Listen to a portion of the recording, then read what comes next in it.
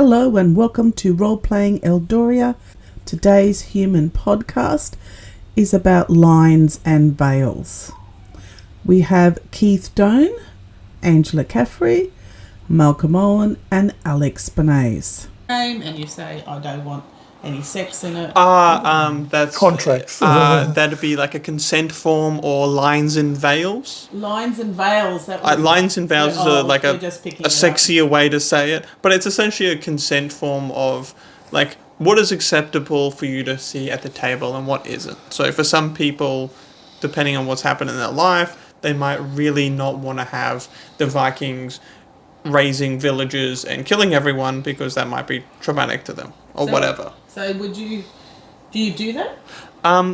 Not really, but I only ever play with friends and stuff. Yeah, I think that's the thing. If you know your friends, you know what they're like. Well, I think the increase in popularity of the game and the fact that people play D&D and other role-playing systems online necessitates that, because if you don't really know who these people are, you need to have some kind of guideline. Mal said a good thing when discussing this in the past, that at a convention, right, sometimes you're going to have groups that are just put together, and it would be good to have... I would do a consent form if I was in that situation. I'd be doing a thing like, here's your brief, here's what's in the game. Yeah, you do that. That's even like a campaign outlier of like, this is the themes I want to explore in this campaign. If you want to join me in that campaign, sure. If you don't have to play. Like, a lot of it is like, I don't think you should, as a DM, like constrict yourself too much if you've got a player that,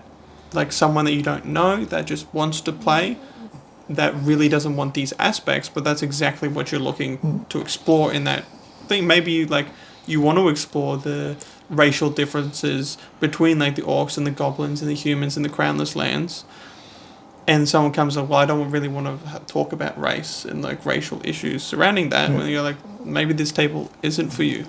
The next question is, how do you deal with topics of a sensitive nature? Yeah, it's some of the things like I've looked on people talking about it online, things like the D&D hierarchy saying you shouldn't have things like slavery in your games and things like that. It's bad. But what they're doing is saying like, you're not supposed to say anything about slavery. You're not supposed to say anything about, killing people and things like that. To me, if I have slavery in my game, it's not portrayed as a good thing. It's a thing for players to fight against and things like that. And there's, at least in Pathfinder, there are like feats and skills that are actually about that being in the game, about letting you escape or help people that are being enslaved or being held against their will as a hostage of some kind. And I think it's important to have these kind of things, because historically humans have done that a lot to each other. And they're not like, it's not like a human did that to an orc who they see as like inherently evil. They did that to the person of similar culture or neighboring cultures that aren't too different. I just think it's not like an unheard of thing to happen. And cultures we have seen in history as good cultures have done these horrible things. And some of the games that they have been suggesting as games, play them by all means, but I find them, I'd be bored to death. There's things like, they have a thing they're promoting at the moment, which is a magic school. But it's all about, all the rules and tables and things, and all the game is about passing your exams. And having episodes with the bros and the people you don't get on with at school. It's Harry Potter. But it's Harry Potter, but without the trolls, the goblins, and the Dementors. 80% of Harry Potter didn't involve class, really. It was them skipping class. Well, we're doing the opposite. Happen. They just want to do it as you go into school. And you dress. You have to get enough money to buy your dress for the prom and things like that.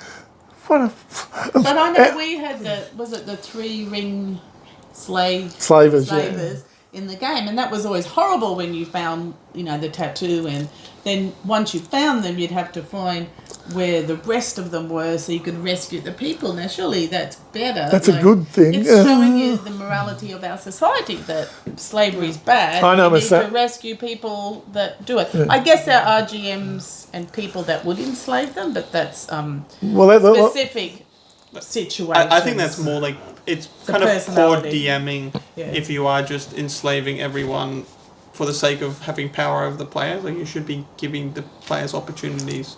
I don't know of any GM myself or GMs I know who've ever run a game where the slavers are the good guys or anything like that. And I think like the game also, this is sort of out of the game, what I like about it is it teaches people social skills, because if you're a person and you're killing, you're not backing up another player, or you're killing things or taking it, that person dies and people tend not to play with that person again. So in a meta world, I guess you're learning social skills about how to get on in life as well. I think a lot of like modern like D&D people have grown up with computer games. Yes. And in computer games like Skyrim, you put a bucket on the storekeeper's head, you steal every object in the room, and you sell it back to the guy, and he's none the wiser. But you do that in a role-playing game, all of a sudden, maybe the storekeeper doesn't do anything straight away, but then you go to the tavern, you have fun, you laugh about what happened, and then there's 20 guards outside ready to haul you off to jail. Like, there are actual consequences to your actions. What I've noticed, because I have GM young boys particularly, and there was a learning period of about a year like, until they worked out that if they were doing the silly things, the world would get them, but the other players wouldn't back them up. They just leave them because they got too annoying. And I think and in a game, I know when I don't play a lot of online games, but you can tell the young kids with poor social skills, like how they interact with each other. But when you're playing a role-playing game, there's a certain etiquette. Well, Mal had his famous incident with his dwarf who was accusing him of racism. The player wanted to play a dwarf, and I said, yeah, that's fine, but just realise there's only, like, say you've got a city with about 10,000 people in it, and there's only 100 dwarves in the whole city, and he wanted to play a dwarf alchemist. And how many of them are there? Narrowed it down some more. Yeah. So he's the only dwarf alchemist in the city, and then someone sees him breaking into a building at night and throwing like grenades around, and he also does piecework for the city watch. So the city watch all know who he is, and they just went straight for him, because basically he's the only dwarf alchemist in the city, and basically the guy ended up quitting the game over it. Mm-hmm.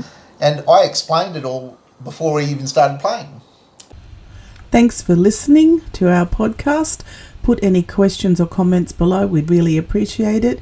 Thanks, and see you next time. Bye.